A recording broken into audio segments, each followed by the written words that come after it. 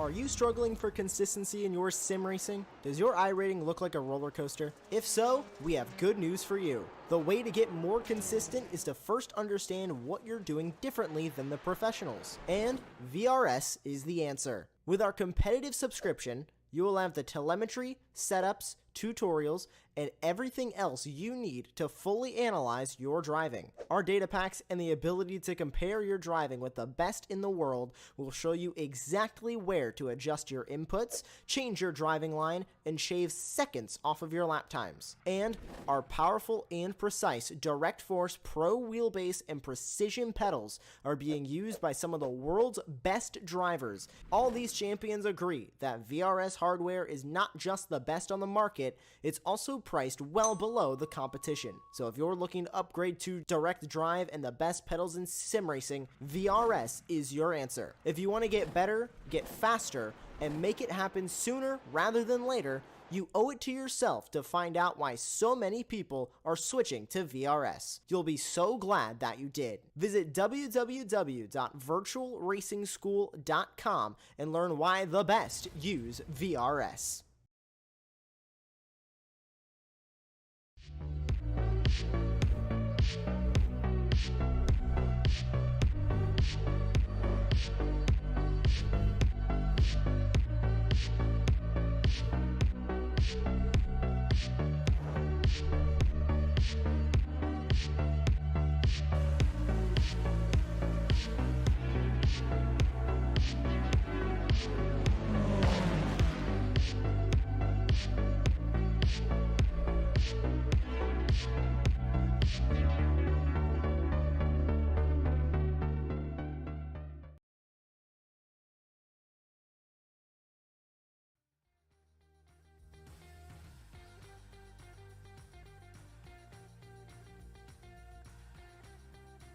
Hello and welcome. It's that time of the week again, isn't it? Formula Renault 3.5 returns, and tonight it's the land of the rising sun, Japan, and quite possibly one of the most recognizable track layouts in the whole of world's motorsports. The iconic figure of 8 that is Suzuka. Welcome along. I am Tim Cox, as always, joined by Aaron Smith and Oliver Quoker. Well, Aaron, what can we say? These cars and this circuit, they're like bread and butter, cheese and crackers, fish and chips. They're just two combinations that go so well together. Yeah, any high downforce car around this track is an absolute dream to drive through. Every single sector on this track is such a blast, and you hear the Formula One drivers every single year praising this circuit for just how much fun it is to fling the cars around every single corner and have it come out the other side pretty easily, and you just end your lap with a huge smile on your face. Oh, most certainly. And Oliver, as you are the pro when it comes to this car, what makes it so good around here? What do you enjoy most about this circuit? Many different things. I mean, this track has all kinds of corners. It's just, it relies fully on its downforce, which this car has a ton of, but it's still sketchy enough that it gives you this edgy feeling of, okay, am I actually keeping it on track or not? It's just the right dose of everything that you want from a Formula race car, and it's, yeah, you just want to do laps and laps and laps. It's just awesome. It's one of the most, it's just iconic, isn't it? And it just works on so many levels, really, whether it's, tin tops, GT3s, prototypes, Formula cars. Well, it just works absolutely every single way. We've got qualifying just getting underway. Of course, the long out lap here does extend the festivities that little bit longer, but, well, what can we tell you so far? After a week away at Spa, struggling a bit by his own admission, Samborski, top of the timing sheets with a 1:41, well, only just 0.005, and back to his usual ways, isn't he, Aaron? 4 attempts clear of the field. Yeah, I think after last week, he's got a statement to everyone else. Yeah, you might have gotten the best of me last week, but this week he's back on top at his usual distance from the rest of the field. 4 tenths at the top is huge, even around a fairly long circuit like this. Whereas, you know, the rest of the field is fairly close, and there's Crespo really getting it wrong out of 130R. But from second all the way down to 17th, they're all within a second. And then there's Zamborski at the top doing Zamborski things.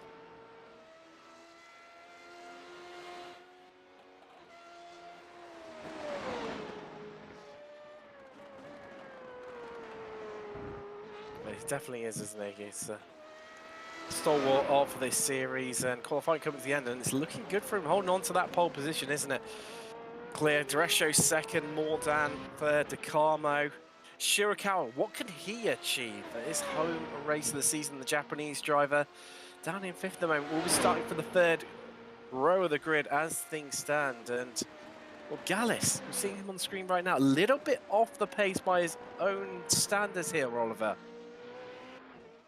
Yeah, we saw he got a little bit wide in the middle of Spoon Corner. And yeah, we see Daniel normally around P15, 14. But yeah, it doesn't seem to get to grips with this track right now. Yeah, well, I really hope that's just for the qualifying because yeah, he likes some really good racing as well, as we all do. Oh yes, we've seen him in many a battle over the seasons here at Apex Racing TV. And yeah, you always get it with some drivers. Much better in qualifying, much not so good in the race, or vice versa. Personally, myself, I'm much better at the racing rather than qualifying. Always shocking over one lap. Well, that is qualifying done and dusted for this round as they line up on the grid. Sambolski on pole with Duresho lining up alongside him on the front row. Mordan, he starts next to Fabio DeCarmo with Shirakawa joined on the third row by Dennis Cornu. Mark Ponick, he's got Keeman alongside him on the fourth row. With the fifth row around out the top 10, it's at Marcus Alacron and Phil Reed. Jamie Byrne, he's got Jay Lawrence for company on the sixth row of the grid, with seventh row being Marinel and Wajzamowski. James Byrne starts on the seventh row with Carl Young. Tavares and Whitmore on the eighth row, with top 20 and row 10 being rounded out by Gallus and Crespo. Bergwan and Ord, Aiken and Mallow not setting times to make up rows 11 and 12, apologies. Victor Ord, one to watch out for starting from the back. Always quick, likewise Merguan as well, the Iberian driver. So it's going to be interesting to watch them coming through the field. Well, can they make it? That remains to be seen, but not long. It's waiting for the last couple of drivers to take to the grid, and they'll be away here at Sebring. 21 laps this evening. Who's going to come out victorious? As there we go, last couple of drivers taking to the grid. We get ready to go racing this evening. Who's going to come away with it? Wow, it's going to be interesting. It's going to be wild. Will it be another Sambolski lead from the front and move away and pull away from the field and dominate this race? Or are we going to see someone else take the fight out to him? It's all going to be about that start. Who can get away quickest on the run down to turn one? Just waiting for the lights to come on here. Bit of a delayed reaction. Yes, there we go. There they are. Here come the lights. Let's get ready to go racing from Suzuka in Formula Renault 3.5 on iRacing.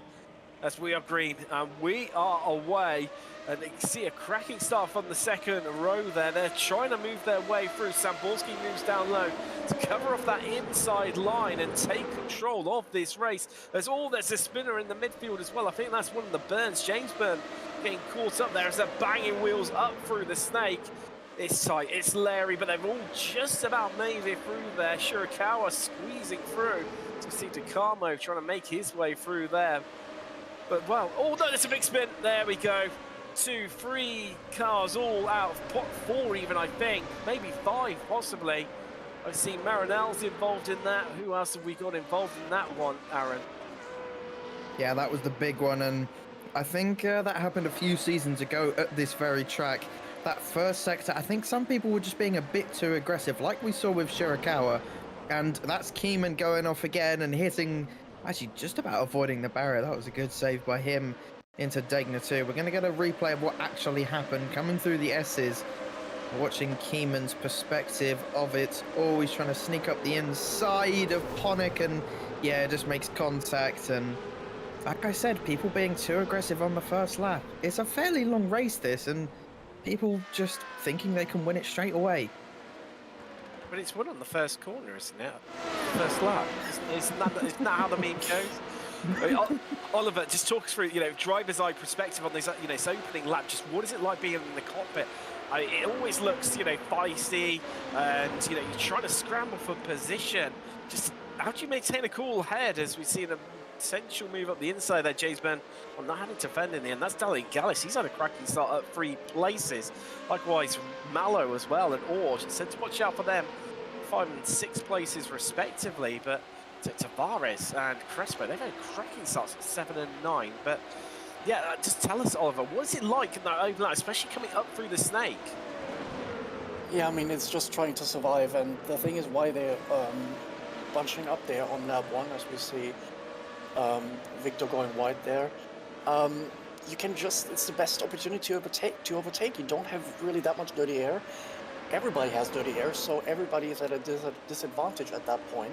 So it's the easiest time to gain places, and for that, in that scenario, it was very unfortunate because the cars were so bunched up, as I said, and there was basically no way to go because you need all the grip, well, cornering basically, so you don't have really that much tire left for deceleration. So yeah, very, very unfortunate for the drivers involved. Well, we wondered whether it could happen. Samborski already pulling 7 attempts clear of Mordan in 2nd place, but Mordan's just staying in the fight right now. Shirakawa just dropping a little bit back. He's had a good start from the 3rd row. He's up into 3rd right now. It's the Japanese driver on course for a podium here. It is home race. It's going to be tough for him as we head through 130R. Down into the Casio Triangle. It's close.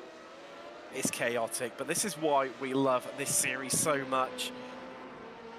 I mean, Aaron.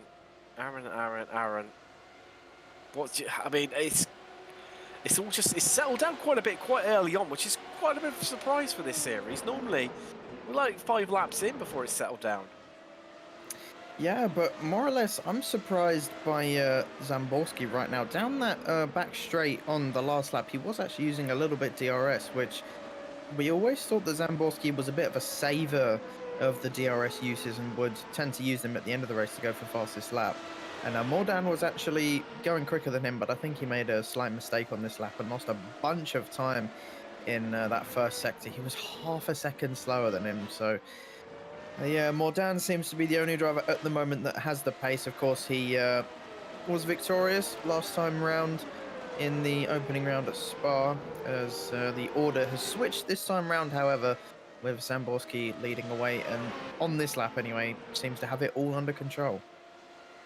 It does, well, for now, I mean, when I spoke to Samborski many seasons ago, I do remember recalling him saying that occasionally, he'll use a few of his DRSs just try and break the toe, and once he's done that, like he has there now, 1.8 seconds clear, really extend that gap over Mordan, he'll then, just hot lap, for the rest of the race and just try and extract it, and then just, like you say, Aaron, save them all up as a banker right from all the end. And already, even without using them, pull out another couple of attempts over Mordan. He's coming under pressure right now. See further down the field, just Takamo putting under pressure at Shirakawa as the fastest lap of the race from Samborski. The perennial weave down the start-finish straight. He's right on board with the Brazilian. Running down into the first corner, aptly named. And it's such a tricky corner, this, isn't it, Oliver? Well, I always find it is because, well, this whole section, because if you just miss your entry point, it just expands, and you find it even harder to get it back on the racing line the further you go through. Certainly the snake we just headed through there. Yeah, exactly, as you said, because every corner is leading into the next one. And oh, there we go. To come a little bit wide into Degner 1, out of Degner 1. Yeah, I mean, once you can get away with a mistake into turn 2 or out of turn 2 because there is a small straight there leading up to turn 3, but once you have a small mistake into turn 3, it, as you just said, it just goes on and on and on, and you lose a lot of time. That's why it's so crucial to get these corners right every single time, which is not easy because you're on the edge balancing the car. Same as in Spa, just with a little bit more downforce. Especially the guys up front, they are really on the edge, and yeah, credits where credits due. That's some fantastic pace they're doing right now. Oh, most certainly. You can tell Tom Bossie's backed off using the DRS. That hasn't really opened up any time over the Frenchman Mordan in second place right now. And I say that just grows it by another 10th, just casually. See Shirakawa bumping it across the curves there, falling under definitely a bit of pressure right now from DeCarmo. It's all happening as well further down the field as a gaggle of cars right now. This is the battle for, what, 8th place. Wojciechowski all the way pretty much, sorry, Tavares in 10th, sorry, all the way down to, well, Reed in 17th as they almost go 3 wide there in the background, the run down to turn 1, and Miguel Crespo there overtaking Tavares, gets the move done. He's up into 10th, and instantly Tavares under a lot of pressure from Carl Young now. He looks at, well, that was going to be brave and ambitious if you try and send it around the entrance, outside on the entrance into Snake, Aaron. Yeah, that was some very bold overtaking by Crespo around the outside of turn 1. Kind of reminded me of Raikkonen's overtake on Fisichella about 17 years ago now, I think it was. It was some good racing by those two, keeping it clean. And Crespo now seems to be storming away while these guys battle it out for what seems to be now the battle for 11th place. It's definitely intensifying, isn't it, as we head through into the hairpin. A bit of a lock up front. The Brazilian there, Tavares, now under a lot of pressure as Young comes alongside. Young can't quite carry enough momentum. And has to tuck back in once again. And this is where it gets, well, surely you can't have a try there into Spoon. No, Young backs it out of it, dips back in again. This is his opportunity as they come past the national pit entrance here, across the top of the track, through the figure of 8, up towards 130R. What is Young going to do? Tavares goes to fences to the inside. Young on the outside. Is he going to get a move done? Wow, and in a spectacular style, the Brit gets it done round the outside, and instantly Tavares could lose another place here. Oh, but it's contacting. Young's had his own spin as well, just in front of him, locked the rears, and it's all gone wrong for Young. Yeah, that was incredibly awkward for Young after getting a really impressive overtake done. I'm not sure if he did lock the rears or just tried to give it a bit of a boot for a bit too early. But that was really unfortunate for him. He was basically going to storm away from Tavares. But we're going to have a look at what actually happened to Cao Young. He gets the overtake done. Coming into the last few corners now. Everything looking fine. Oh, just loses it on the curb. I mean, we know these cars can't handle the curbs very well, but yeah, that's incredibly awkward for Young. It's surprising from Young, isn't it, Oliver? Because he's someone who doesn't tend to make too many mistakes. Yeah, exactly, as you said. Young, normally one of the more consistent drivers, but yeah, these curbs this week are very, very treacherous. You can easily lose the car there, as Tavares is about to lose another position there to one of the burns going into Spoon Corner. Yeah, I mean, you need, some drivers avoid the curbs, some try to use them, but yeah, you really need to compromise your setup to use these curbs, especially dampers and anti-roll bars. You need to run them fairly soft to get over the curbs fairly good, but then obviously you use efficiency in downforce through the S's, so it's always a compromise here. See, this is James Byrne here, and having a look up the inside where Young got the move done around the outside of Tavares. Whereas Wise to it this time around, defense around the outside, but Byrne lunging up the inside into Casio Triangle. Can he make it stick here? I think he can, as Tavares gets caught on the curbs, loses not one, but two, possibly more, as he locks wheels and tangles with Marnell and Whitworth, and they all just about make it through, but they're going to go 3 wide across the start-finish line. Well, hold tight, everyone. Here we go. We could even have a 4 wide potentially, but no, they go 3 wide into turn 1 and just about somehow zip together and make it through. As much as Whitworth there, nearly having his own collision with Marinelle. Honestly, I'm so utterly impressed that they all kept that clean. And that's why we love this series. They are some of the cleanest iRacers. And I think even Oliver, who has raced against these guys, will agree with me. These guys are clean, they're fair, and they love to give us very entertaining racing. As you said, they went nearly 4 wide into turn 1 and came out unscathed, but Whitworth making another mistake and allowing Young to just slip past in Degner 2, and is going to be under pressure from the cars behind. This is Mallow having a look around the outside into the hairpin, and doing so could actually, going on the attack, could lose a place here. Ponick trying to recover, and now heads right around the outside. Ponick's going to be on the inside into Spoon, but he doesn't even need to wait for that. It's the Canadian. Gets himself up into 19th. It might be lowly positions, but it does not spot these drivers battling whatsoever. But instantly, Ponick under attack from Mallow. If Mallow can stay in touch here, this could be his chance on the run up the hill, down the back stretch. But no, Ponick pulls away. I'm just going to cement this move by something dramatic here. When he is closing his Mallow.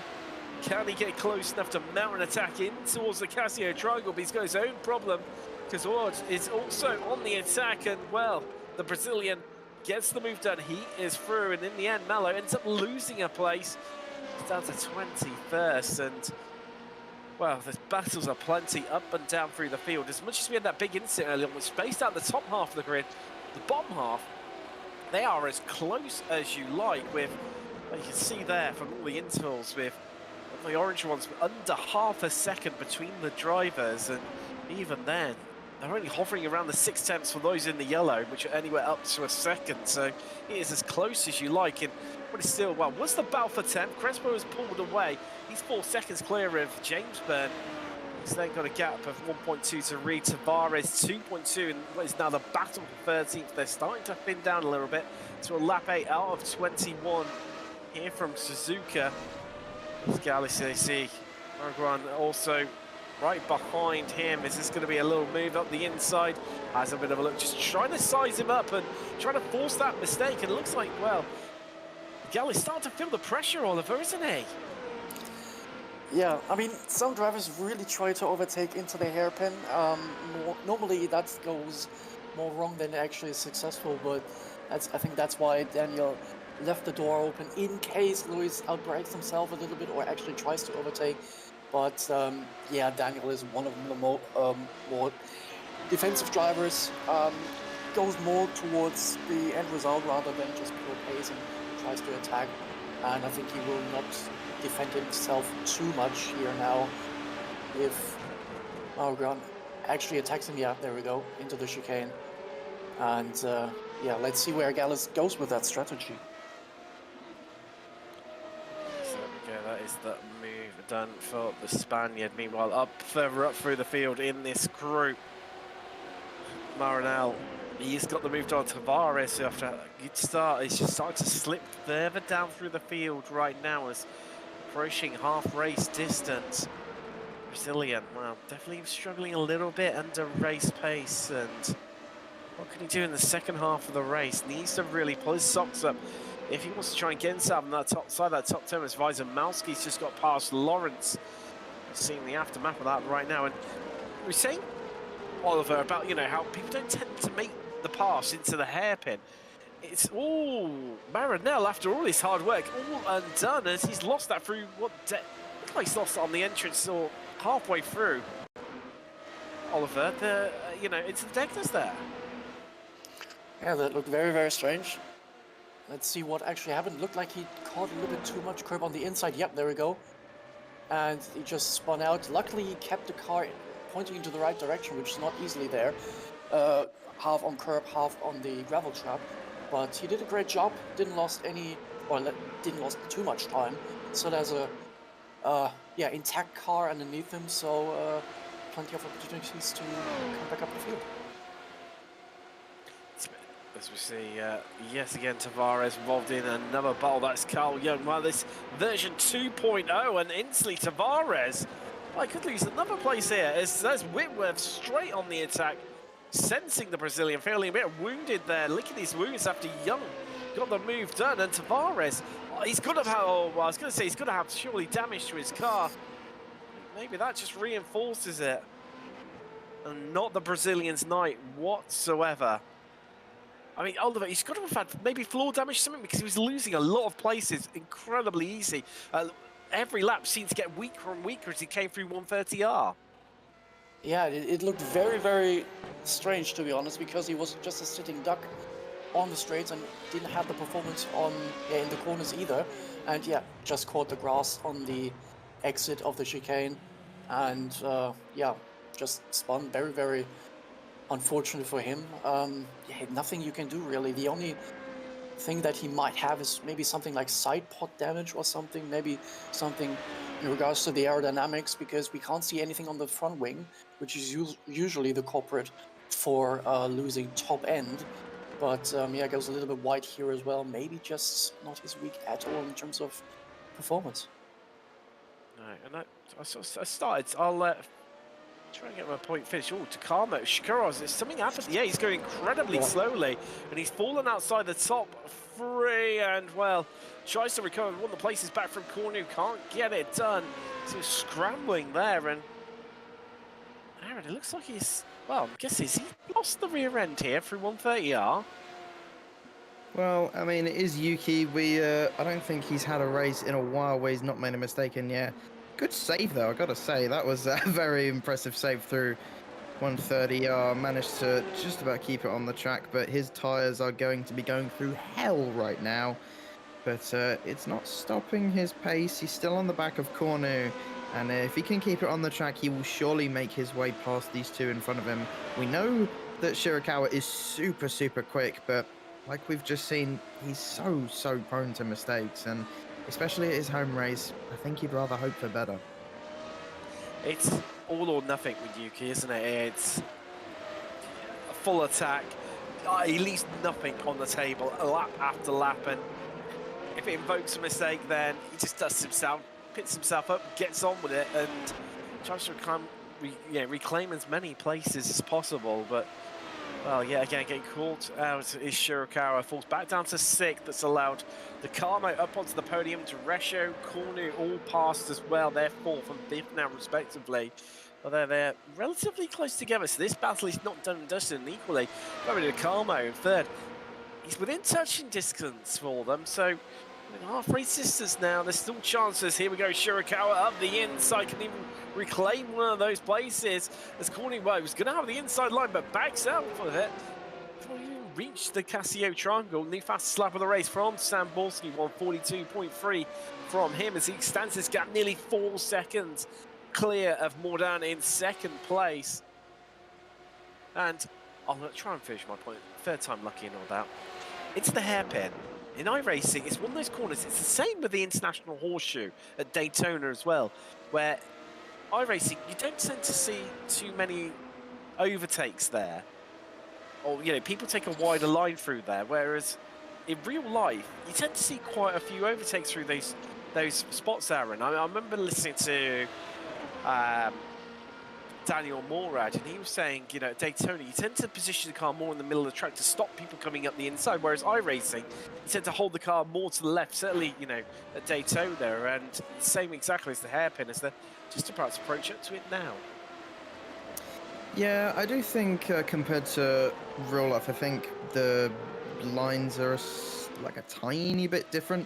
I think the biggest example of lines being different compared to real life is a track like Zandvoort, where you would see the drivers going through turn 3 right on the edge of the track to the right, whereas in a sim like iRacing, you'd usually stay, well, as far left as you can be. And yeah, I'm going to agree with you there. You don't really see moves like that into the hairpin very often unless someone makes a mistake in front of you. But I mean, when we see those overtakes, it is very, very entertaining. Oh, definitely is. It definitely is indeed. There's Corny still on the back of Shirakawa, 2 taps just separating those two.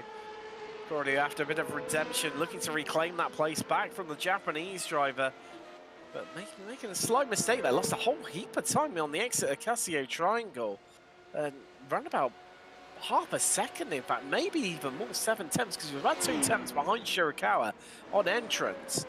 Losing even more time. Maybe Shirakawa just deploying on the 8 available DRSs that drivers have available to them. They can use them as many times as they want on a lap, and at any stage during the race, it's always a bit of a tactic, isn't it, Oliver? Where you get, we were talking about it earlier, where some drivers save them all up for the end, some use them to try and break the toe, some use them as an attack or defense tactic throughout the race. It's like a game of chess as to when you use them. And of course, you can't tell how many everyone else around you has got.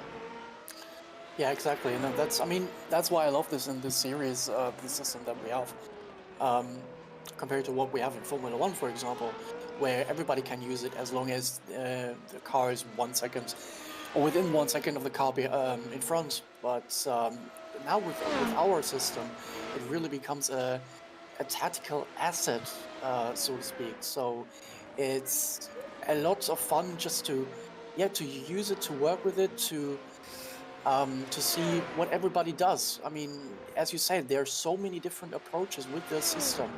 Zamborski, for example, might use them in the beginning just to get away from Mordan. Others try to save them as good as they can. For example, Lawrence, who is right behind Bierzemski, just to have enough left, just trying to overtake him, because overtaking here is so difficult. And it's just one of the great assets of the series, to be honest. Yeah, just a positive feature. Definitely positive vibes from that feature, most certainly, as we're seeing a lot more Danny's, well, pulled away from Takaro, but he equally cannot keep pace with the American up front. There is Zamborski, trying another dominant display here after, well, Rancellum, the fastest lap, starting on pole, leading every lap, and of course taking the victory. And I remember, it must be about, I'm trying to think now, 4 seasons ago? I think it's 4 now, where in one season he managed it at 10 rounds out of the 12, and just missed out. I think it was around about round 4 where he missed out on one of them, and then just obviously had an incident in the final round of the season, which meant he didn't pick up one then. But it was an absolute dominant season from him, and well, he's picking up that form yet again here at Suzuka. As Keeman just setting a new personal best there. He's all the way down in 23rd. Of course, that incident early on has hurt him massively. That's why he's well down through the field. Likewise, Marcus Alacron down 24th. Last driver out on track. Still on the lead lap, though. That's the crucial thing. So we're on lap 14 out of 21. Sampolsky leads from Mordan. Fabio Di Carmo in last of the podium positions, but he is being hunted down by Teresho, as Shirakawa in 4th and 5th, respectively. Cornu has just dropped off a bit off the back there, Shirakawa. Gap now 1.6 seconds. Wajzimowski 7th, it's Lawrence, James Byrne, Crespo running out your top 10. It's Jamie Byrne, Reed, Young, Marinelle, Muriguan, Whitmore, Ponick, Gallus, Mallow, Akin to round out your top 20 with Uad and Tavares. I can't for Tavares. He had such a great start. He's now down in 22nd after losing quite a few places, getting locked into that midfield battle, and then that spin coming out of the Casio triangle meant he fell all the way back of the field nearly. The Keeman and Alacron now. Actually, yeah, apologies, Keeman. I think he's about to get a lap, so that will have helped him as Wajzimowski. You see him on screen right now, the Polish driver. Well, Lawrence, especially Byrne, he's the one to watch out for me, I think, here now, Aaron, because he's just teetering on the edge and he's just bringing himself into the fight here. Yeah, Byrne has had a relatively quiet race. We've not really talked about him, I don't think, at all since the opening lap. Jamie, no, certainly. I mean, James has had a bit more of a spicy race, but Jamie's had a quiet one in comparison. Yeah, he gained a few places off the start, but it's just quietly waited for his opportunity in 9th. And I think something's happened to Takamo at Spoon. Oh, he's off. Oh, well, this shapes things around a little bit more, doesn't it? Deresha, it's like nobody wants 3rd place, is it, Oliver? Yeah, it's strange. It's really, really strange. I mean, it plays in the hands of Zamborski and Mordan, and what happens? Takamo actually caught the curb on the exit. There is this, I would call it this green line outside of the curb. That is really, really tricky and slippery here in iRacing. And many drivers got caught out throughout the last few years with this series and many other series. And unfortunately, now it happened to Takamo. Brazilian back down to 6th. Deresho now up into 3rd. Shirakawa in fourth and hot on the heels of the Iberian could still with 5 laps remaining here in Japan, get himself back onto the podium after, of course, saw that spin early on, saw him drop from third all the way down to sixth. How times change, and how much things can change in such a short space of time. To head through the Degners, and I don't know about you, Aaron. It looked like a little on the dress show, a little bit loose there on the exit out of the Degners. Sort of, I'm sure I saw him, getting a little bit twitchy in the rear end there. Yeah, I think it's one of those moments where you see a certain driver in your rearview mirror and you think, oh no, and you start panicking. I think Shirakawa is one of those drivers because, as we said before, he's aggressive, he's fast, but he can sometimes be a little bit unpredictable. And yeah, like you're saying, Duresho's rear end looking very, very loose, and Shirakawa putting all the perfect amounts of pressure. And I think he's going to have a fantastic opportunity to overtake into this last chicane if he can just keep it together.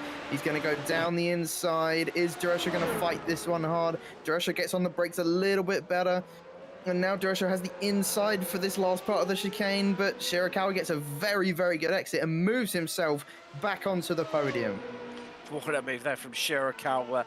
Being brave, keeping his nose in there. Equally, Duresho trying to fight instantly straight back here. Has a look on the inside into turn 1, dips back in again. Lap 17 out of 21. 4 laps remaining. 4 sets of opportunities for Duresho to make his way past Shirakawa. But what could Shirakawa do? And equally, like we were saying earlier, how many DRSs have these drivers got left up their sleeve? It remains to be seen. And, well, I get the feeling, I can feel it in my waters that Duresho possibly has 1 or 2 more than Shirakawa, because we saw Shirakawa definitely using them a little bit earlier on to get some moves done and get himself up into third. Yeah, definitely. I think Shirakawa, we'll see how he does under pressure, as I think he was very, very early on the brakes into that hairpin.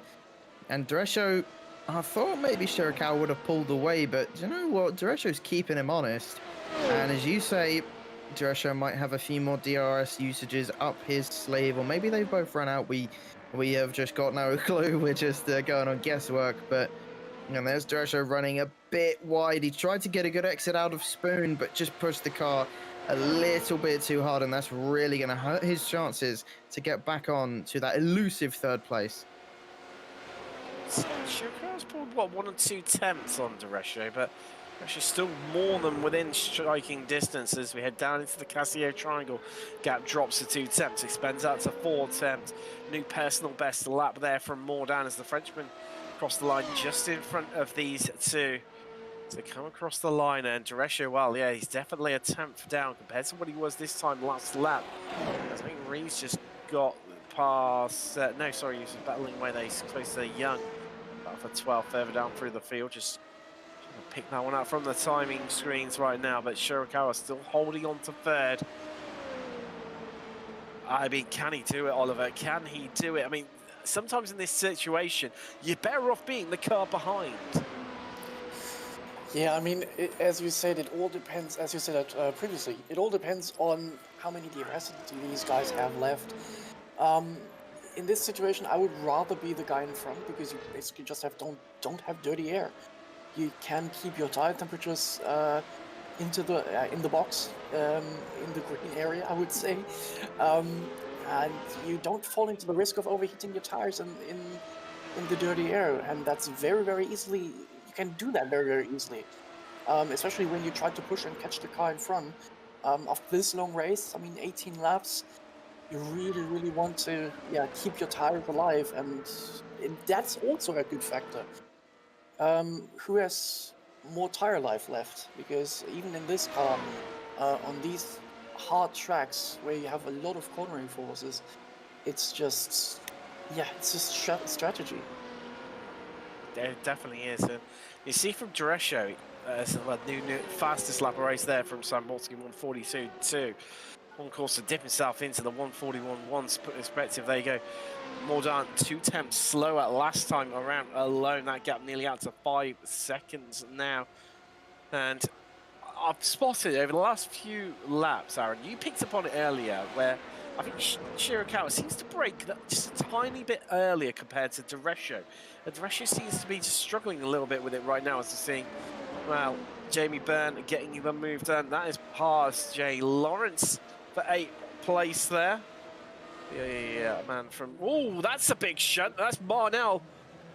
How's he, man? That's a pit entrance, isn't it? And how's he managed that's that another one? 2 cars, I Yeah, think. Ponic. Whitworth involved.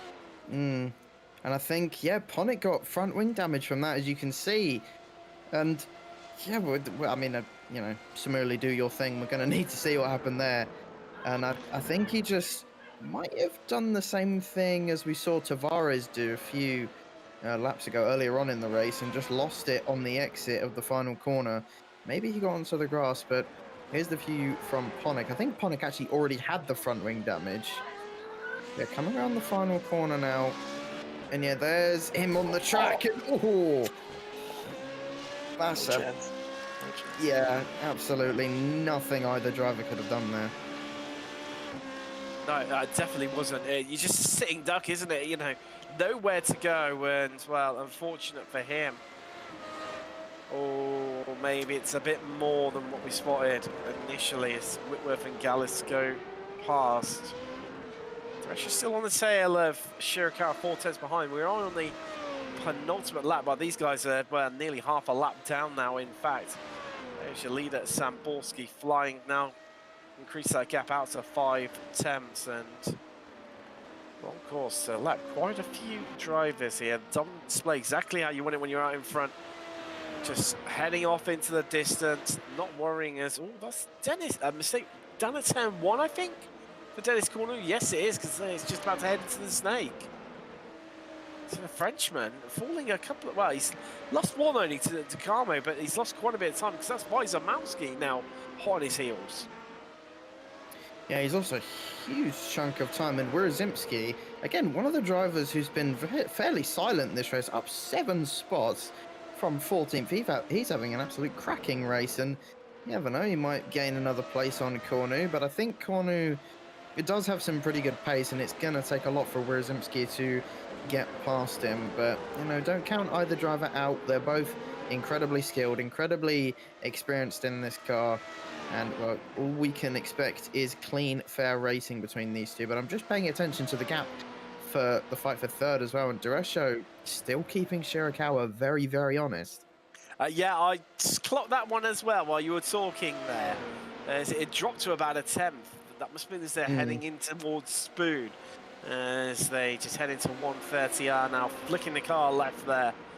Love the way he just do it so aggressively. The car just sticks like glue to the track. New fastest lap for Sam Borski. White flag in the air. 1 lap left to go. What can Duresho do? Can he make it past the Japanese driver? Can he get himself on the podium? Well, here we go as Shirakawa started to already break the toe. He moved early on. But stayed on the racing line, though, for the remainder of the start-finish straight down into the first corner. Nothing's going to happen there. Duresho too far back. He needs to work hard to clamber and close that gap up. It's 4 tenths. It drops to 3 tenths. So it's going to creep inside the 2 tenths mark before expanding back out again. You can see where these two drivers, different lines, different strengths, different weaknesses on certain parts of the track. As we head through Dunlop for the final time. Down towards the Degness is advantage Shirakawa. He extends it out to 5 tenths right now. Nearly 6 tenths, in fact. But yeah, again, this is where Duresho's stronger. He closes up. He's working hard to try and squeeze every little last drop out of the car. It's into the hairpin for the final time. It's growing. It's more like net 6 tenths between these two. Also got a cracking battle on for 6 right now. That's going to be a cracker all the way to the line. But what can Duresho do? This is where he is stronger compared to Shirakawa, but I think he might be that bit too far back. Let's keep an eye out, see what they're going to do with the wings. And wow, it looks to me like they've both shut them, so this could negate that. and neutralize this battle, but Drescher is closing as Samborski takes the win here from Japan with a new fastest lap of the race on the final lap. Drescher has a look, tries to just get inside. Oh no, and there's contact. Oh, and that was a long way back there from Drescher on Shirakawa, who flicks the car around and tries to get it running. There's further contact as that's Fabio Di Carmo coming through there, and Shirakawa's going to lose place after place after place. Oh, well, it's going to come across the line well done, but Drescher holds on. He's going to take third. And then it's Takamo, Cordy, Wojciechowski, Byrne, Lawrence, and Shirakawa across the line, all incredibly close to one another. I hate to say it, but that was an utterly silly move from Drescher. He was too far back. It was a last lap lunge. And yeah, he did use the DRS on the run down to spoon, but yeah, that was just a silly, silly move from Drescher. There's no doubt whatsoever that that was 100% his fault. But then Oliver, I mean, this is where it's interesting. I'd love to hear Oliver's perspective on this. See on board for past Drescher. Should Shirakawa just to protect himself, maybe opened up his steering a little bit and not shut the door in Drescher's face to prevent the accident from happening? No, I mean, to be really honest, on Aaron's side here, that move was not on. As simple as it is, that was way too far back. Yeah, as simple as that. You have a lot of respect for other drivers here in this series. As I mentioned a few races ago, we respect each other quite a lot, and with that reason as well, that was not on. That was clearly 100% on Drescher's side, unfortunately. Shame for Yuki. Oh, massively, but you came for drama, you came for excitement. Oh my god, they did it not deliver in the absolute bucket loads here from Japan. In the Formula Renault 3.5 series, as there is your winner. Victory lap. Pulls into his picks box. Here are your classified results from Japan. Samborski taking a dominant victory. Started on pole, led every lap, had the fastest lap of the race, and of course taking the victory here. Finishing 5.8 seconds clear of Mordan in second. Drescher in the end finishes on the podium in an absolutely crazy end to the race. Fabio Di Carmo fourth, then it's Corny, Wojciechowski, Byrne, Lawrence, Shirakawa, and James Byrne to round outside your top 10. Miguel Crespo finished in 11th, Cal Young 12th, then it's Reed, Marigrant, Gallis, Akin, Keeman, Whitworth, Ponick, Tavares. Good for the Brazilian. He had a really topsy-turvy race, and well, that spin late on about midway through the race really did not help him. He rounds out your top 20. Marcus Olacron, last driver running, and then we're into the retirements of Marinel, Oad, and Malo. We lost 4 laps to go, 5 laps to go, and 6 laps to go, respectively. Wow. Wow. Well, Aaron, how do we surmise that one? I think it was a pretty good race overall. Shame we didn't have any fight for the win, although we are sort of used to that in this series. But we had some good battles, especially for third, and those earlier battles for the likes of 10th and 12th. They really did keep it clean for as long as they could. But I'd say pretty good race overall. It wasn't too shabby, was it? It was definitely intriguing, that midfield battle, wasn't it, Oliver? Yeah, absolutely. We saw many great battles in the midfield, and we had something very similar that we had in Spa, where people just can't get away from each other because of this strong slipstream effect. And we saw that today with great racing. It was very difficult to overtake, but it was worth it, wasn't it? It was indeed, and we're now joined by our race winner, Eddie Samborski. Oliver, I'll let you have the honours of speaking to someone you've raced against so many times in the past. Thank you, Jim. Well, yeah, here we are with the winner, Eddie Samborski. Eddie, welcome to the interview booth. Well, it looked fairly easy up front. You seemed to have some pressure early on from Mordan, but you seem to keep the gap quite constant and actually increase it lap after lap. How was it? Well, it was incredibly windy. I tried to wreck the car into turn 1 on one lap by driving it in way too deep, so that was a moment of concern, lap 17.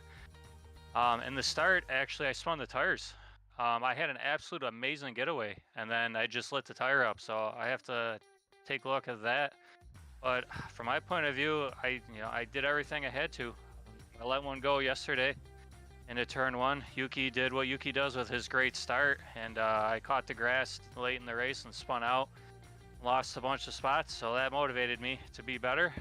So I just went out and tried to do the best laps I could. That's all you can do. How satisfying was this result now, after what we saw from you at Spa-Francorchamps, especially compared to the pace of Mordan? Seemed to be quite satisfying, doesn't it? You know, you would think so, but in the standings, I bet you I'm still behind. So there's still work to be done, but it's nice to. It was, I don't want to say nice, but it was comforting to know that it seemed like I had it under control, and it was in my hands instead of relying on someone else. I don't prefer that. I don't think anyone does when you're racing. You know, you'd rather have it be up to you. And you can say what you want about my qualifying performance. I mean, obviously that was up to me and it wasn't great, but today I had the goal, I had the mission, I missed by a tenth. I should have ran a 40.9, but I botched on lap 2 into the chicane, so I'll take it. Aaron, Hello? anything to add? Not really much, just Eddie just running away with it, as usual. Not really much more else to say, apart from GG's. We go next. Well, yeah, I mean, it's. I mean, I know what you mean, Aaron. It was dominant from the front.